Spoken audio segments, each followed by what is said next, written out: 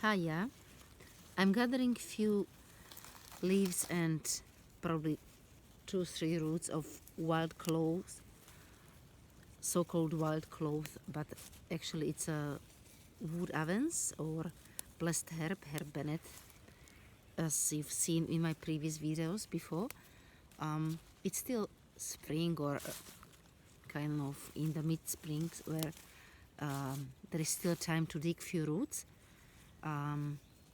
When their potency is the reaches and their fragrance is strong enough, that would really remind you of wild clove.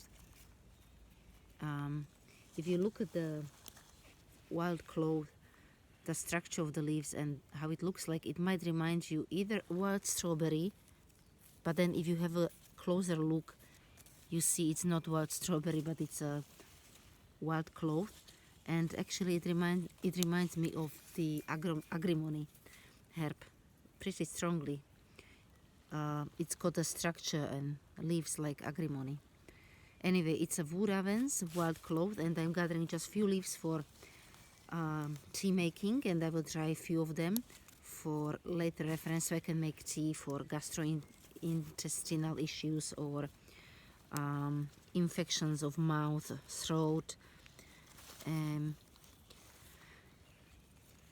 Leaves, young leaves are very nice in salads, but if you get older ones, you can still use them in soups, or you can dry them for later reference for teas.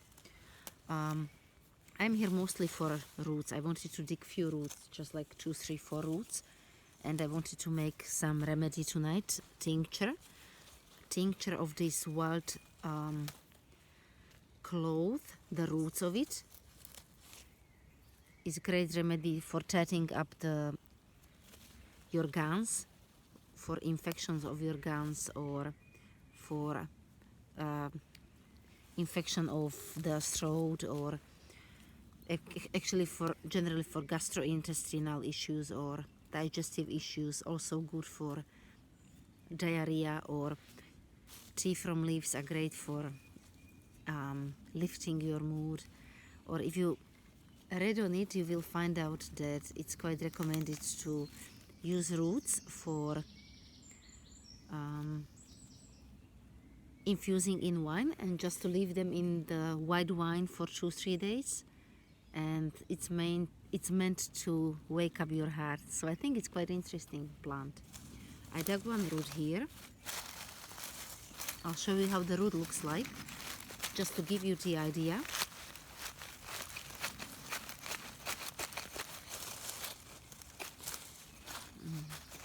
Actually have one root here. Powdered root has been used. That's it. That's the root of the wood avens. Powdered root has been used like a substitute for quinine in the treatment of intermittent fevers. I'm adding this root and the leaves along with the mixture with the linen or blossoms of lime tree, also mullein if you wish, or meadow sweet flowers. It's great remedy, this kind of mixture, for sweating off the fever. So this is the root. It's high in tannin, which makes the herb astringent herb, which is great for problems with your gums and mouthwash. So as I said, it might tighten up your gums, infected gums, anything in regards of the gums. So this is it, this is the root. So I will actually wash it, chop it up, and I will tincture it for about 6 weeks or 2 months, and I will leave the roots in it. If you ever chew on this root,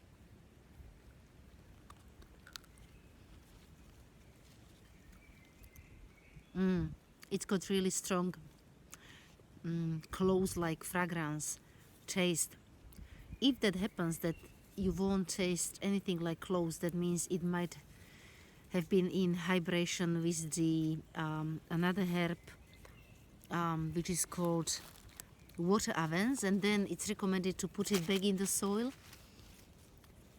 because it's not these wood avens that they're looking for, but it might be water avens, Geum.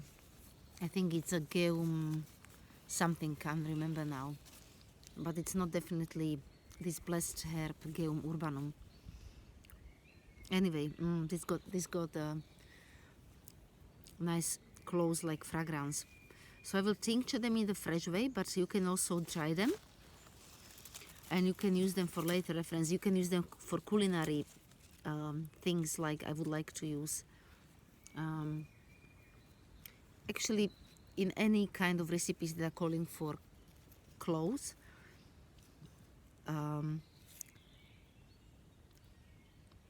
if you want to get the strongest fragrance, then you can juice the root and you can use it in its fresh way, not just in the dried way.